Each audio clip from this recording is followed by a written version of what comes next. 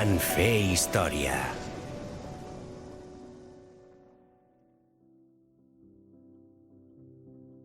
Ara fa 1000 anys, a l'altra banda dels Pirineus, hi havia un país anomenat Occitània. S'estenia des de la Vall d'Aran fins gairebé la meitat sud de tota la França actual. A l'edat mitjana, era una nació amb una cultura refinada i brillant. La seva llengua, l'occità, es va convertir en una llengua reconeguda arreu d'Europa gràcies a les poesies dels seus trobadors. Avui dia, el territori occità no té cap reconeixement polític, però la seva llengua i la seva cultura es mantenen ben vives. Una bona mostra n'és l'aranès, la llengua de la Vall d'Aran, que és una variant de l'occità. A Catalunya, l'aranès també és llengua oficial i com a tal es reconeix, es promou i es protegeix. Doncs bé, va ser a Occitània on va néixer la nostra protagonista, un dels personatges més influents de la Catalunya medieval, a cavall de l'any 1000. Una dona que va ser comtessa de Barcelona i senyora feudal d'extenses terres. Una dona excepcional, no només perquè es va casar per amor, un fet força inusual en aquella època, sinó perquè va participar molt activament en la política del seu temps. De fet, va ser la inspiradora i la impulsora principal dels usatges de Barcelona, un dels primers reculls de lleis del país. Una dona que va fer història. El seu nom, el Modis de la Marca.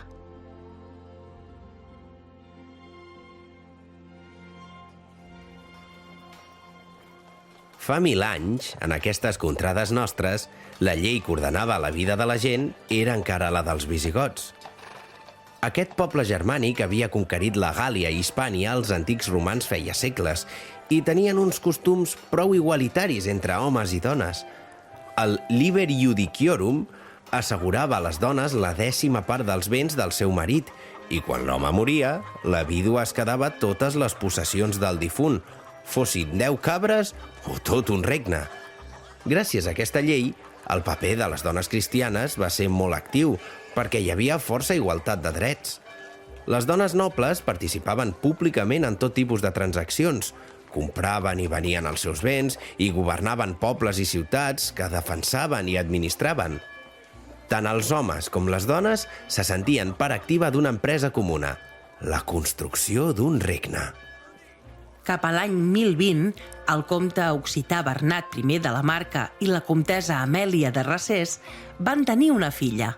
Li van posar el Modis, tot i que acabaria sent coneguda com el Modis de la Marca. Aquesta marca era un territori del Llemosí, una de les 7 regions que tenia Occitània, i actualment és al bell mig de França. El Modis va ser la segona filla dels comtes de la Marca. Tenia una germana gran que es deia Rangarda i anys després va néixer la petita, a qui van posar Llúcia. El Modis era una de les noies més boniques d'aquells temps.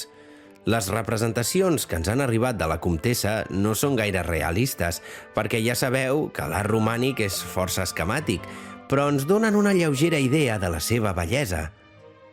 En aquell temps, les famílies nobles casaven els fills no pas per amor, sinó amb qui més convenia per fer créixer els seus dominis i el seu poder polític. Per això, quan van ser majors d'edat, van casar Rangarda amb el comte de Carcassona i Llúcia amb el comte de Pallars, que eren homes ben situats. Pare, jo també m'hauré de casar amb qui vos em digueu? Sí, filla meva, sí. I la mare i jo t'hem triat un marit. Et casaràs amb Hug de Lusignan. Però com pot ser? No ho entenc, si no pareu de lluitar amb el seu pare. Precisament, el vostre matrimoni serà la manera d'aconseguir la pau entre nosaltres. Creu-me, aquest casament serà bo per a tots. Com digueu, pare. Dit i fet. L'any 1038 van casar el Modis amb Hug de Lusignan, també anomenat Hug el Pietós. Amb ell, el Modis va tenir el seu primer fill, a qui també van posar Hug, que seria el futur comte de la Marca. Però el matrimoni no va acabar bé. Ell es va cansar d'ella i la va repudiar. O sigui, que la va rebutjar legalment, vaja. En aquella època no existien els divorcis, però sí que es podia demanar al papa de Roma que anul·lés el matrimoni, si hi havia algun motiu de pes.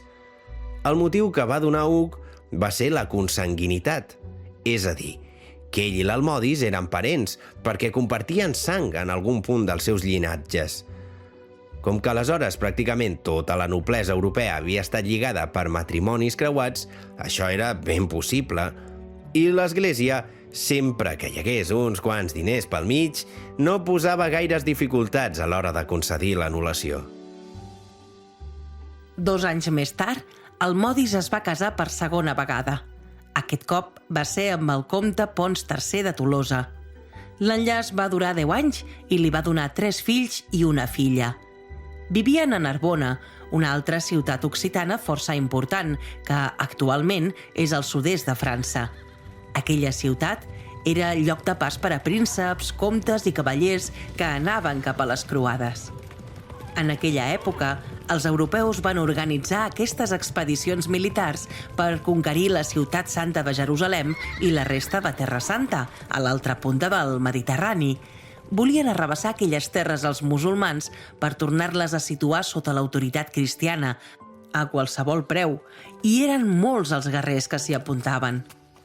La casa de Pons i Almodis tenia sempre les portes obertes per als cavallers que, de camí, s'hi volguessin aturar a reposar. Corria l'any 1053 quan...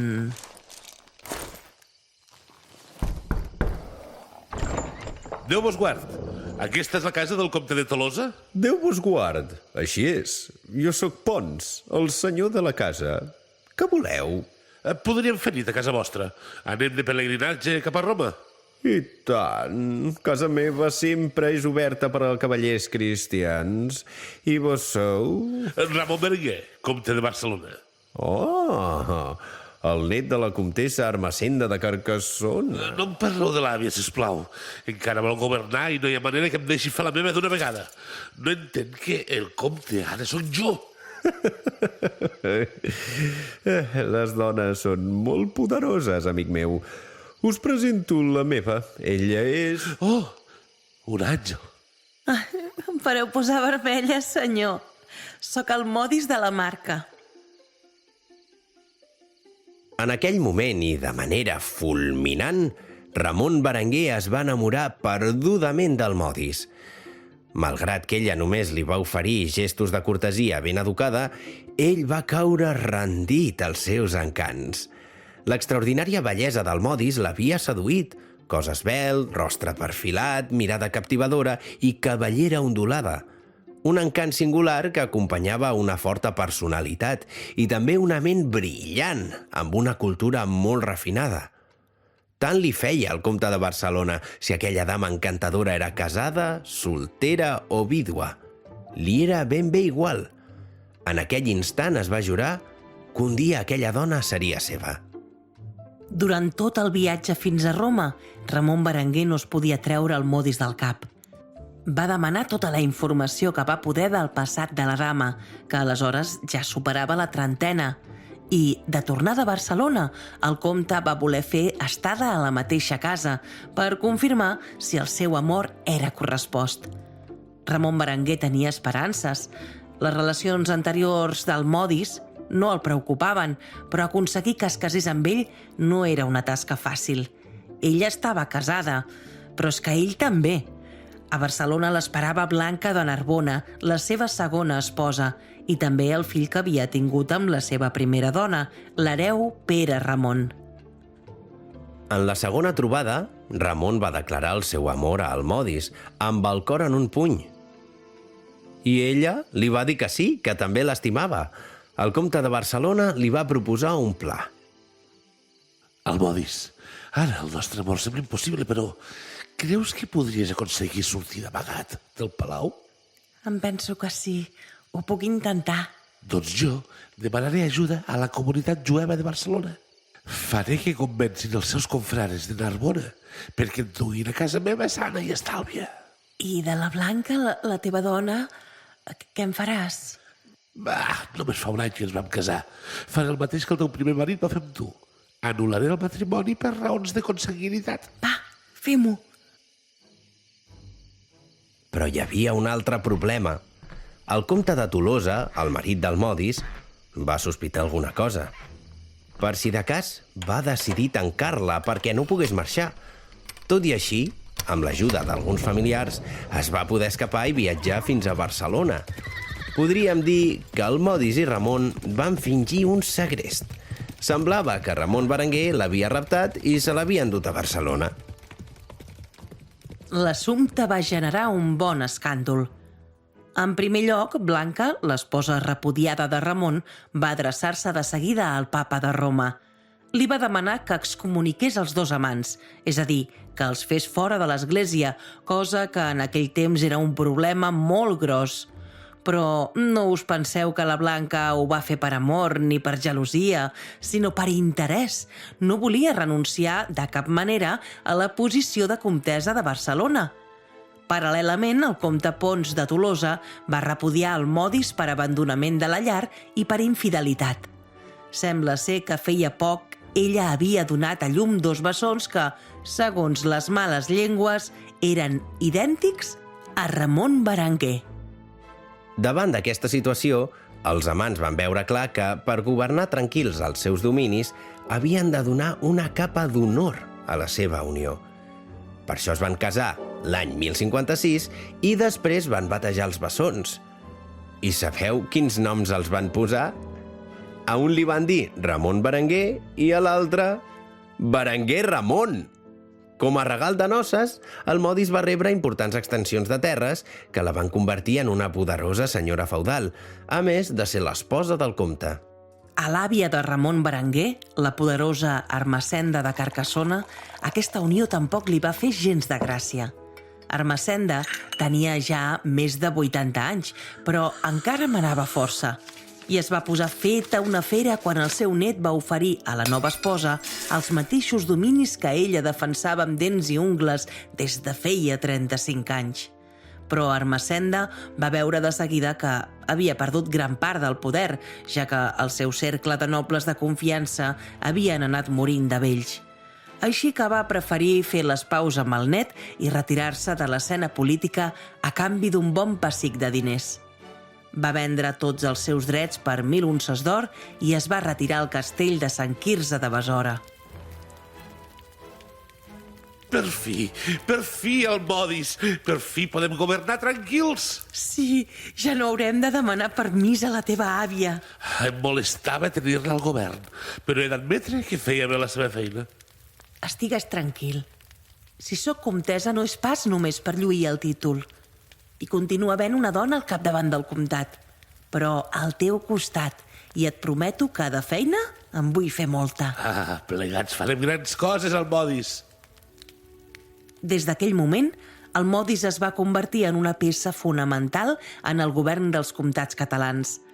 El món estava canviant molt de pressa i el Modis tenia una gran capacitat per interpretar aquell nou ordre.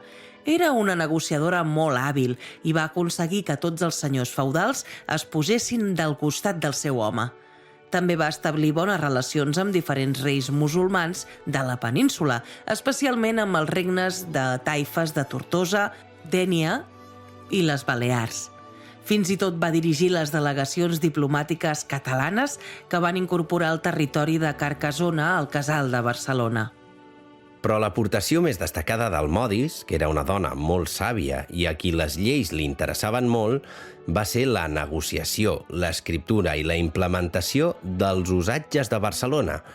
Els usatges van ser la nova llei de l'estat feudal català i van servir per pacificar el país en una època molt violenta, en què els nobles solien arreglar les seves disputes a garrotades. Aquest nou recull de lleis reemplaçava els vells textos que venien dels antics romans i dels visigots i donaven resposta a la realitat dels nous temps. Va ser una iniciativa pionera a Europa i va ajudar a fer que s'establís un equilibri entre el poder del comte de Barcelona i el de la resta de nobles, incloent-hi els bisbes de l'Església a la nova societat feudal que tot just naixia. Però al final d'aquesta història realment podria ser d'un conte medieval o d'una òpera dramàtica. Tot i que el Modis i el primer fill del seu marit, l'hereu Pere Ramon, havien tingut molt bona relació, al capdavall la cosa es va torçar. Resulta que el Modis volia que el tron del casal de Barcelona fos per als seus fills bessons i no pas per al primogènit que el comte havia tingut amb la seva primera esposa. Així que va fer maniobres polítiques per intentar que el seu fillastre fos desheretat. Evidentment, Pere Ramon no hi estava gens d'acord. Va discutir amb ella de manera violenta i es va encendre tant que al final la va assassinar amb les seves pròpies mans. Quan va morir, el Modis tenia 51 anys. Pere Ramon va ser jutjat per la cort pontifícia, el tribunal del papa, que el va excomunicar pel seu crim. El seu pare el va desheretar i el va desterrar fins a la mort. Ja veieu que de la manera més tràgica, inesperada i truculenta, el Modis havia aconseguit precisament allò que volia, tot i que ella no ho va arribar a veure: que els seus fills es convertissin en els hereus de les possessions del seu pare. Així va acabar la vida d'una de les dones més importants de la Catalunya medieval. Una comtessa que va fer història.